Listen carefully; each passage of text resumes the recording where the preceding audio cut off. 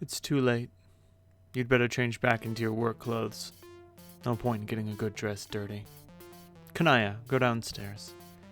She brought you this far, now to live up to your end of the bargain. Kanaya, operate.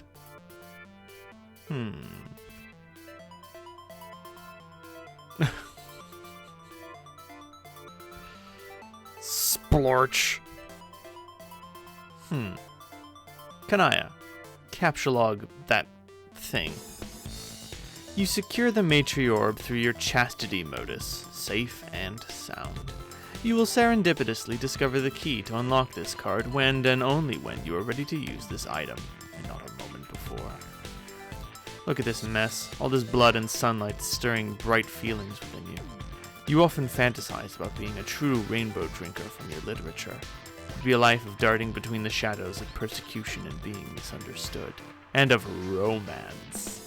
You would drink heavily from its multicolored well, and the hemospectrum would be your wine list, preceding the great feast of passion. Surely it couldn't hurt, while no one is looking. Kanaya, just a taste. Bleh! Kanaya, meddle with Moirail. What? I just wanted to know, is your Lucis dead yet? And then you proceed to have the rest of this conversation we've already read, bugging and fussing and meddling through the special and magical union one can only describe as being in Moira allegiance with another. At least you guess that's how you would describe it. Maybe? Troll romance sure is confusing. Oh no. Oh no. You will have to put her out of your mind for a while. It should be hours before you have to connect with her anyway. Might as well pack this thing up and head inside. Oh, what now? What could this guy want? It never ends. Ken, make her talk to me or do something. I know Octopimp has really taken over the Caligula's Aquarium, Eridan voice sphere, but that's just not what he never sounded like that to me, so I'm gonna go with what I think. I think Eridan sounds like. Ken, make her talk to me. Do something. Who? You're no good conniving fucking backstabbing girl crush, that's who. Overstating our relationship won't make me feel very cooperative. It's paler red than that, okay? Psh, that's a fucking laugh and you know it. Everyone does. So help me out. Tell her to talk to me. I think she blocked me. You got to. Why do I got to? I don't got to, and every time you take my help for granted, I feel like I got to a little less. Whatever. You're so the village two-wheel device when it comes to auspicing. You can't let a grudge go by that you won't stick your busy stem betwixt. So get with the program, Fussy Fangs. If your slander weren't so predictable, I'd block you too for saying that. Has it occurred to you that she may have blocked you because you are very overbearing? Or very overbearing. I just said that aloud now in your silly accent and had a private moment of enjoyment. Who gives a shit why she blocked me, or about my fucking manners? Come on, you've got a way with her. I figure if you're gonna spisticize any two brine suckers who sneer at each other a funny way, you might as well make it official and be ours, right? Your black solicitation just seems really indecent. What do you want from her anyway? She made me something per a prior arrangement. She will deliver it when we meet in this game, but I don't know what the logistics are yet. I'm trying to connoiter with her, but she's blowing me off again. Fickle, dirt-scraping land hag. What is it? Stupid, what do you think it's a fucking gizmo to blow up the world or something? Okay, well, not that, obviously. But something that'll kill all land dwellers. What else would I be after? Can you just, for a moment, entertain the thoughts of one untouched by the megalomaniacal derangement and tell me why I'd want to assist you with that? Well, I'm not gonna very well kill you, am I? That'd be fucking unconscionable. What kind of friend would that make me? Also speculate for a moment that self-preservation might not be what would sway my decision. Yeah, go ahead and kiss off, but there'll be blood on your hands. You gotta play along as our auspicious and do a little mediating like you were fucking hatched to, or watch she and me devolve into a fucking full-fledged kissmisses. The kind like you don't get once in 10,000 sweeps. You know, that's what I would be. That's what it would be. There would be a rainbow rivers running through star systems and all nebulizing like liquid fireworks. It'll be beautiful and heartbreaking all at once. You should read up on your history instead of pouring through that god-awful sunny rubbish. It's just laborious listening to this. I'm sorry, none of it matters. Yeah, it does. It's important. Sorry, but the fate of the race and purity of the bloodline is an important excuse for me being concerned. I know, but you really should know by now that the world will end tonight regardless. Land and sea dwellers alike will all die because of the game we are about to play. And I agree. The fate of the race is important, but it's in my hands now. All of ours, really? Huh. Well, okay. Really? Ordinarily, I'd call bullshit on terrible stinking BS like that, but I know you don't really lie about stuff. Unless it's to yourself. But that's why I bother even talking to you. I wouldn't even be saying any of this otherwise. So did Clouds tell you that or something? The Doomsday scenario in particular? No, not exactly. I got Clouds and they don't tell me shit. They hide nothing but misfortune and monstrosities. Fucking pain in the ass, Clouds. So, how do you know then? I have another source. Okay, well, you're jacked tight the fuck into this thing so many ways I don't even know what to say anymore. Whatever. We'll just play and find out, I guess. So can you tell her to talk to me anyway? No, god damn it. She and me are teammates. We've got to have a powwow or something. You aren't actually on the same team. Fuck. Fine. I get it. I'll step off. I don't want to be to be our auspicious because you don't want to get locked into that sort of relationship with her. I can respect that. I'm sorry, you don't want to be our auspicious because you don't want to get locked in that sort of relationship with her. I can respect that. No, that's not it. Yeah, it is. Your feelings run pretty awful already, methinks. Everybody knows it. Especially that ass-blood car cat. He and me have you so pegged about it, it's upright silly. But it's cool. It's totally fine. Don't worry. I'll leave you alone and give you a shot. It's unbelievable. Her patience. What? Who? Wait, what? Never mind. Okay, wait, did she talk to you today? What'd she say? Or glub, or whatever. Something about longing to touch you indiscreetly. What? And that she's basically in the scarlet throes for you, as deep in the flushed quadrant as one can be. Wait, did she actually say that in confidence? To the letter. Can you copy exactly what she said? Absolutely not. This is bullshit. You're BSing me in some way awful. You don't lie, but you do tease, and I'll transfuse my kick-ass royal blood out with incontinent muscle beast discharge if I won't know when I'm getting hooked. Yeah, she's just a concerned Moirail, looking out for you. That's all. Ah, fuck. See, I'm telling you, you gotta play your cards right. What do you mean? If you're not savvy about how you define yourself to people, you can just splash into the Moirail zone before you know which way's upwards. Oh.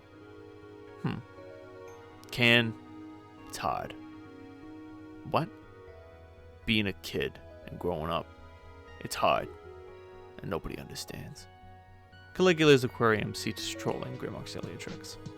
Kanaya, return to room. There is a lot to do before you enter. There will be a lot of people to talk to and help along the way. No, not meddle with or mediate. Help! Damn it. You are very helpful. You have a lot of inside information on what you and your co-players are about to face. You are jacked tight the fuck into this thing in so many ways we don't know what to say anymore. And it's not just cloud visions either. You have another source. Kanaya, consult source.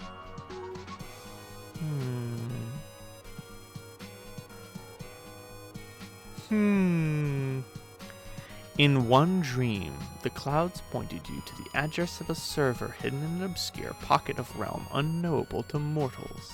It contains a journal written by a young member of an alien species. She has documented her experiences playing the game you are about to play.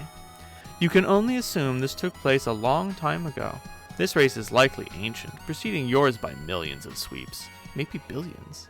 You like to try to imagine the adventures of these players. Were they successful in repopulating their species?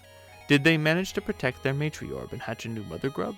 Could they hold it together, or were they torn apart by the complex social dynamics, the matespritships and Moira allegiances and auspicitisms and kismissitudes that will surely plague your group along the way?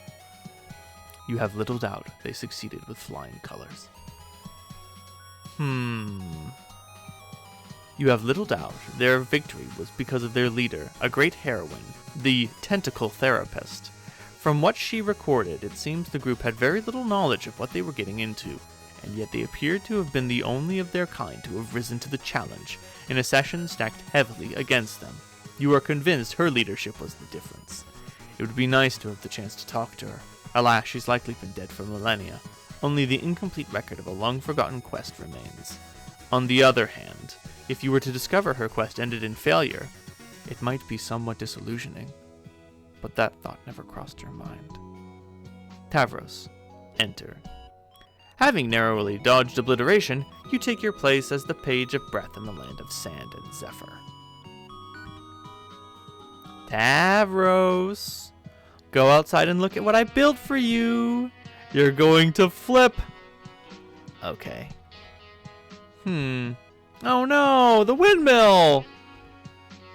I think this is probably meant to antagonize me. What are you talking about? Look at my beautiful building. Don't you think it's about time someone got a little creative with this game? Maybe. Everyone always wants to do things the boring way. Didn't we make a truce, Tavros, that we would try to be less boring from now on? You don't want to break your truce with me, do you, Tavros? No. Great! Now get climbing! Please don't read this as a boring thing, I hope. But it's physically impossible for me to do that, mostly. Man, I knew it. Toria Snooze is back in action. Why don't you, in like a not boring way, build more inclined surfaces like you did over there? Maybe you could color them with fun colors, so you won't think they're boring and get angry at me some more. I built that ramp because we were in a hurry to save your life, remember? A dead Tavros is even more boring than an alive and crippled Tavros, but only by a slim margin. My stair structure is lovely, and I'm not changing it. Now hop out of your wheel device and get climbing. Climbing. Or crawling, whatever. Stop being so helpless. It's pathetic. It will take a very long time. What's the rush? You're in the game, safe and sound. Look in the sky. Do you see any meteors? I sure don't. But there are imps around, and I'll be sort of defenseless lying on the stairs. You did not just use that excuse. We both know you can commune with these things. Hey, why don't you psychically command them to carry you up? Oh my god, that's a great idea. Once again, leave it to Vriska to come up with the creative solutions. I wouldn't really want to make them do that. I just don't understand why we can't do this the easy way. What good would that do you? Whatever the purpose of this game is, it makes you work hard for it. That way you become stronger along the way, and you're better prepared for whatever's next. Remember when we used to flarp together? It was the exact same principle, and that's why you were always outmatched. You were too soft and not well prepared. Nothing comes easy, Tavros. That's why we're going through the trials and the brooding caverns when we are young, to make sure we are strong when we come out. Do you remember the trials, Tavros? Not very well, no. Well, I do, and they were a bitch.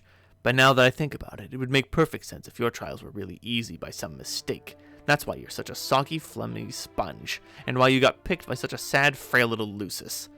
But that's okay. It probably wasn't your fault, just a bad break. You're lucky you have me as a server player, so I can challenge you and help you get strong. Now hop out of that seat and get climbing. I will deliver the device to you once you are on top. Climb, pupa, climb! This feels hypocritical to me, because Vriska loves cheating. She loves making things easier, and Tavros is like, could you please make this easier? And she's like, no, go fuck yourself.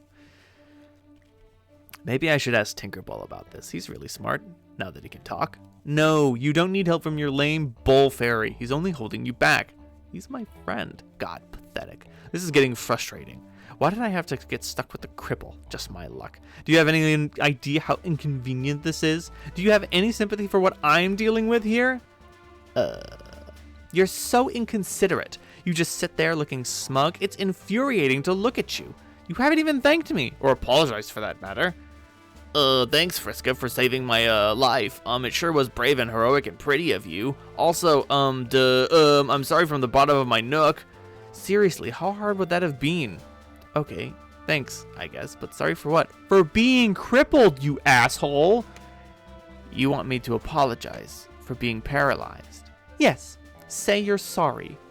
I don't mean to be rude or boring, but that's ridiculous given the circumstances.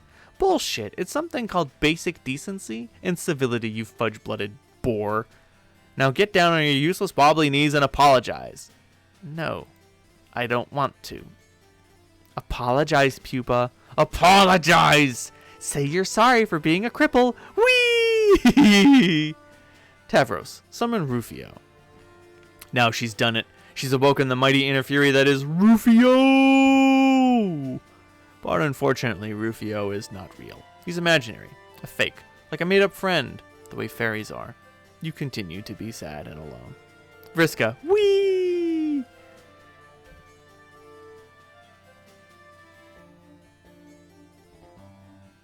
Kanaya, mediate. Hey, what's your deal? Shouldn't you be helping me out of this jam instead of fussing with my plumbing? Just presenting a floating reminder that Tavros will need plenty of inclined surfaces for his ascent. That's silly. I made so many ramps you wouldn't even believe it. I specifically decided I wanted to build something ugly and boring. It's now the land of ramps and yawns. He has reported otherwise. That lousy snitch. Maybe I should take his computer away so he can't go crying to Fussy Fangs anymore. Maybe I should upend this load gaper over your head. No, don't! I'm still learning the interface. It could happen accidentally at any moment. I'm only trying to help him. Think of another way to help. Fine, I'll do something nice. I have an idea. I'll be right back. And for the record, I was going to do this anyway. I was just trying to make him a better player first. Okay. In the meantime, how about I serve my client player the way I think is best, and you can do the same for yours? I thought I was. Vriska, scurry downstairs. Zoom. You make your way down to one of your innumerable loot strongholds, where you stash riches and gold and jewels and prizes plundered during your campaigns. There they are, your rocket boots. You must confess you will find favor with just about any kind of footwear as long as it's bright red. You would wear these things even if they were broken pieces of junk, but as it happens, they work just fine, and they are quite awesome. Vriska, take them. Vriska, go back up. Quit cleaning up after me. You're so ridiculous. Shake.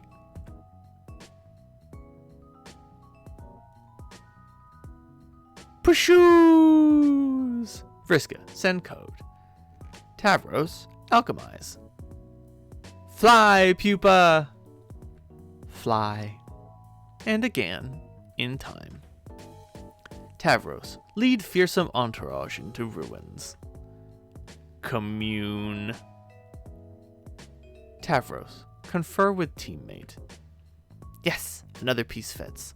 We're making some strict progress on this puzzle. Oh, that's cool, I guess. So where do you think is the next one? I don't know, probably buried in the stupid sand like all the others? Okay, that's mostly what I was thinking too, but it suddenly doesn't sound like you think this puzzle is cool. This puzzle sucks. All these puzzles suck. If I have to help you put one more dumb slab of boring rock into another stupid wall indentation, I'm gonna put an indentation in my desk with my face. But it looks like a frog. That's kind of fun. Snore. These puzzles are for wigglers. I solved way better puzzles than this in my heyday as Mindfang. Oh, look, some ruins. Oh, look, another mysterious recess in the wall. I wonder if something fits in there. Probably just opens a secret passage to more wall indentations. I'm so over this puzzle. But they are necessary to solve, aren't they? To find new magic artifacts and things, and learn more about the lore of this land? Tavros, let me in on a little secret about the lore of your land. It's boring! The minds of your consorts are very soft and impressionable, as easily manipulated as all those imps you've been bossing around. I've picked apart their tiny little lizard brains and seen through all the smoke and mirrors of their riddles. I've gone to the truth they are guarding. The great big mystery behind this planet, you know what it is, Tavros? No. It's bullshit. Meaningless, boring, fanciful bullshit, wrapped in flowery poems to keep you guessing. It all leads to one thing anyway, and that's what we should be putting our real attention on. Real gamers cut to the chase. They power through all the nonsense and go for the gold. They cheat, Tavros. It's time you learned to start cheating. I thought I kind of was cheating by making friends with the monsters. Well, that's a good start. You're bending the rules and getting stuff done. Okay, I will admit, I'm fairly impressed with your progress so far, even though you still probably haven't even killed a single enemy. No, don't bother, I know you haven't, but maybe that's okay. Maybe it's just your style, and your real strength is surrounding yourself with allies who are much stronger than you, like me. I'm sure there's more than one way up the echelon ladder. In your case, probably the only way is to roll gently up the etcher ramp, the path of the invalid. Yeah, I agree. But I think it's time to stop fucking around. You need to be challenged more. I've been designing a quest for you that should test your true limits. Oh, is that what you were doing all this time? Yes. I mean, not that I don't appreciate it, but don't you have your own quest to do? Yeah, well, after she got in the game, Kanaya just left me in the lurch. Probably because she's dealing with her own crisis now. Which is just as well, because I was starting to get nannied hard. You wouldn't believe it. Nannied? So I had time to kill. I drew you a map. Whoa. Okay, here, take a look. It marks what will be your next destination, where you will find the ultimate challenge. Tavros, look at the map. North. Snooze. More boring puzzles, ignore them. To the gate. Go here. Where does it go? I have determined from your consorts that there is a terrible monster deep underground. It guards a hoard of treasure bigger than either of us can imagine. It's called the Denizen. It's the boss of your whole planet. Tavros, you will go and face your Denizen. Won't that be difficult? Too difficult? It'll be the most powerful adversary you've ever met, but you can handle it. I believe in you. Thanks. I mean, I respect that you have lots of piratey bravado about stuff, and you just type fast about it. But I think this is foolish and not sensible. I would probably just get killed, realistically. Maybe. That's the risk you run by being a brave adventurer. But it's a good opportunity to apply your cunning. Maybe you can rally a huge army to bend to your will and overwhelm the monster? Who knows? It's up to you. This is it, Tavros. It's time to sink or swim. I should get Kanaya's advice. Or maybe Karkat, since he is the leader? No. Oh god, every time. Always going and getting to others to bail you out. Anyway, Kanaya's missing in action. Karkat has his head up his nook with his new stab-happy friend. Stab-happy hate friend. Neither can help you now. It's just hard to figure out. If you really think this is a good idea strategically, or if it's just more of the thing where you harass me but sound excited about it, Tavros. I know nobody believes me about this, probably not even a gullible dope like you, but I actually care about your advancement as a player. Everything I've done has been to make you stronger.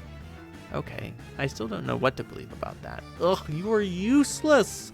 I'm done talking about this. Now shut up and point that cherry vehicle of yours toward the X on that map. Next up, Gate 7. Let's go. This isn't optional. You know very well that I can make you go to the gate, whether you want to or not. I would rather not have to come to that. What will it be? Advance or advance? Okay, I will go. One last thing. Equip your Boy Skylark outfit. This will be Pupa's last stand. I mean, sit.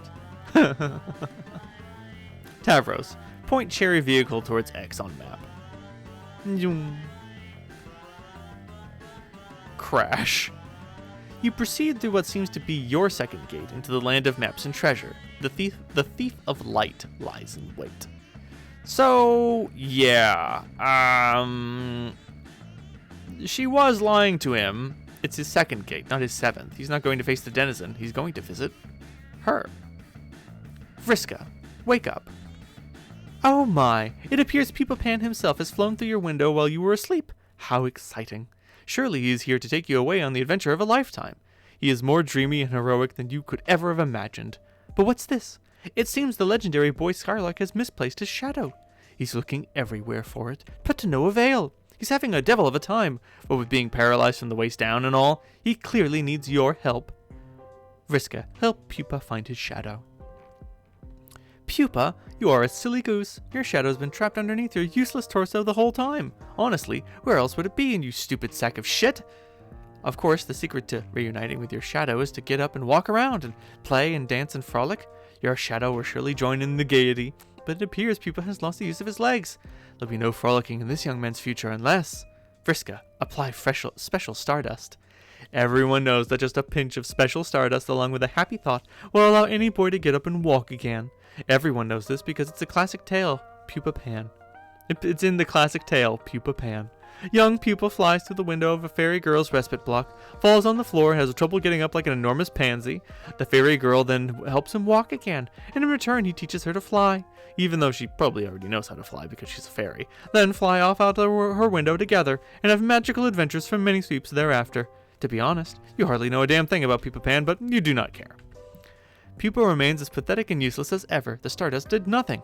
probably because it's just glittery powder with no magical properties whatsoever, and it's basically bullshit. Because, in case it wasn't clear, magic isn't real, and neither are miracles. Or, it could just be that Pupa has failed to have happy thoughts. Your duty is clear. You will have to make him have happy thoughts. Vriska, make Pupa have happy thoughts. Oh god.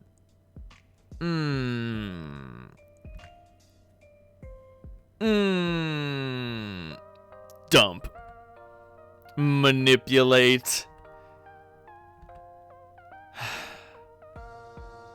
Kanaya, deal with your own crisis. What's a little bit of sexual assault between friends? An unwanted kiss forced on this poor moron. Whew, crisis resolved. It was no doubt harrowing and suspenseful, but in the meantime, you've left your client player in the lurch. Ideally, she has not gotten herself into too much trouble, and ideally, the dramatic irony has not gotten so thick you could draw a dotted line on it with a tube of lipstick and cut it in half with a chainsaw. Kanaya, return to serving client.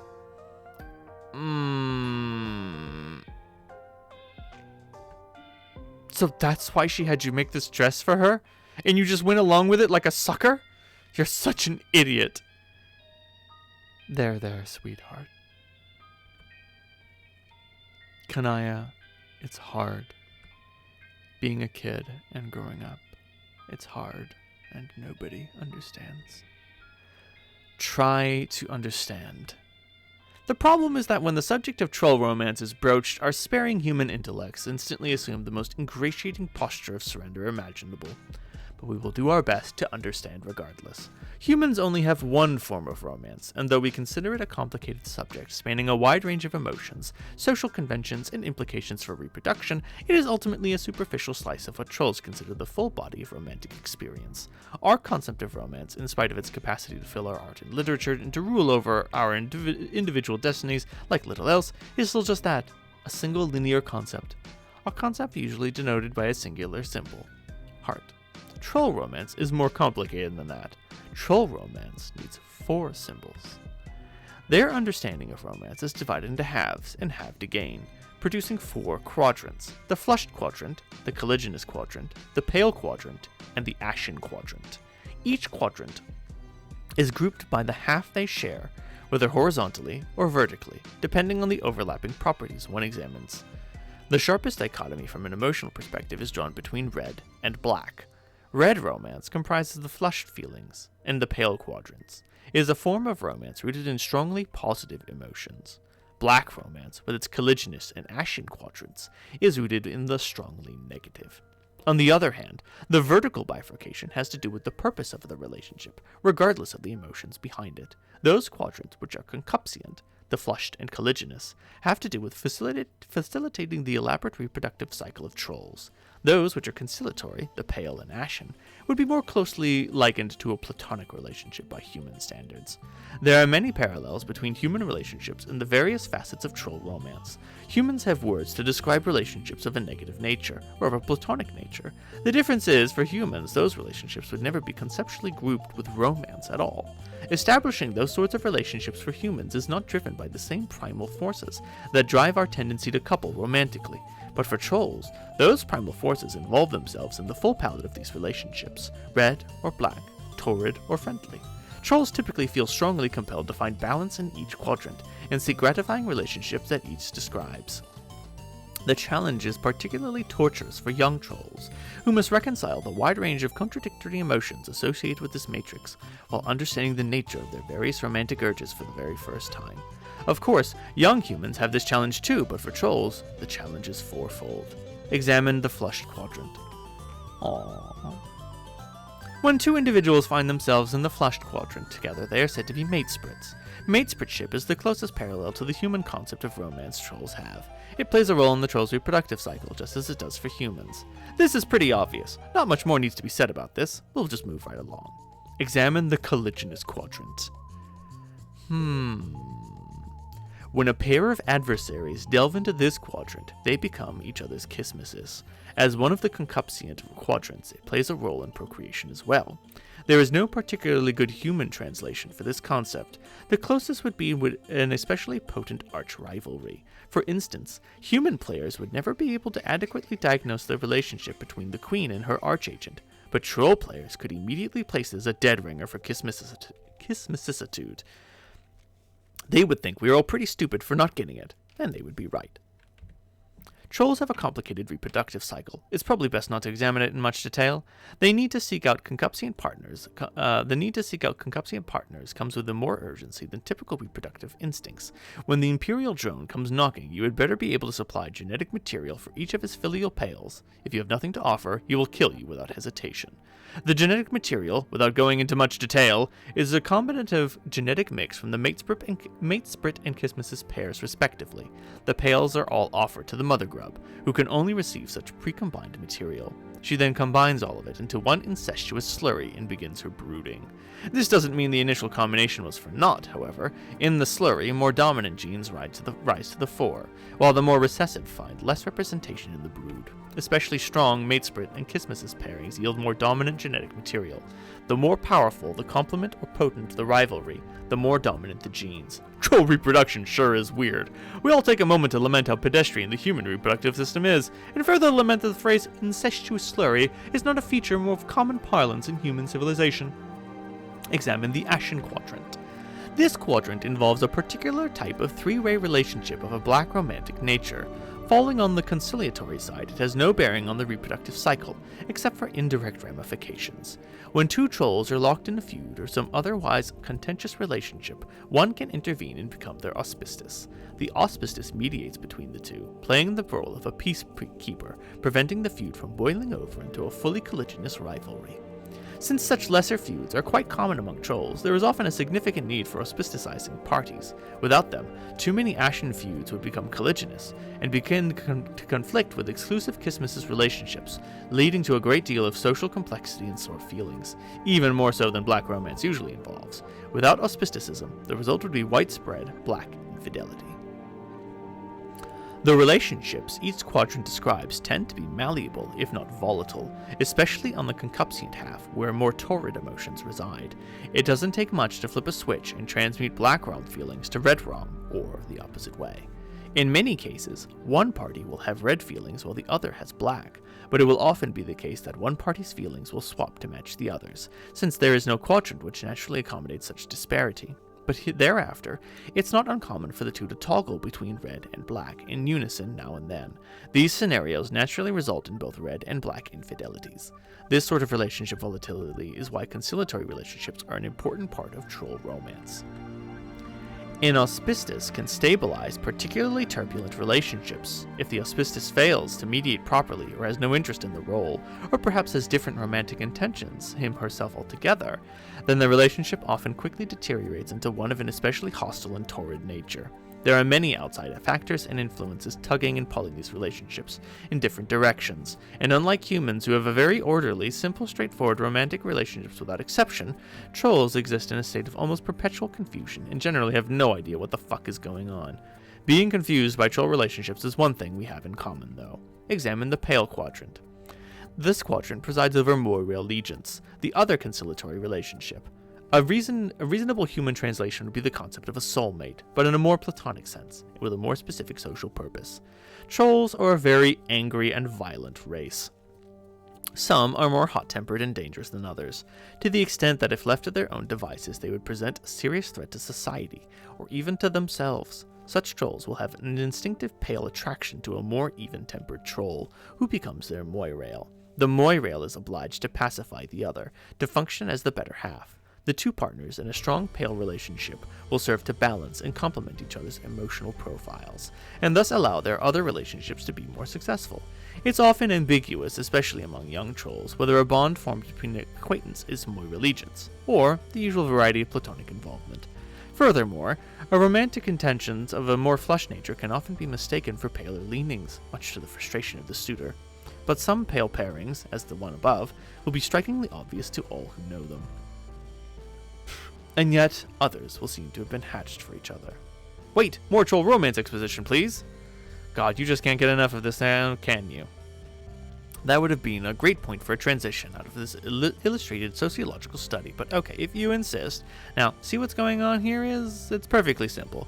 When the full matrix of troll romance is in action, we have, hey, why don't you figure it out? You should be an expert in all this by now anyway. Alright.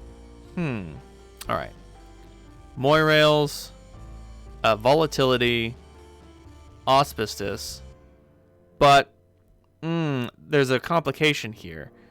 If Kanaya is to auspicize with Vriska, that pulls her out of Moira allegiance. And these two become disregarded as Vriska enters a black relationship with Aridin, which requires auspicicism from Kanaya in order to even exist. Too many irons in the fire. We either need more trolls or less feelings. Take your pick. But right now, everyone here is being run ragged. Later, our troll hero would try to explain this to our human hero, attempting to convey all the nuance of troll romance through a nearly verbatim recitation of the preceding excerpts. He would try to describe how rich and textured the troll romantic comedies were compared to the one-dimensional schlock of our human cinematic counterparts.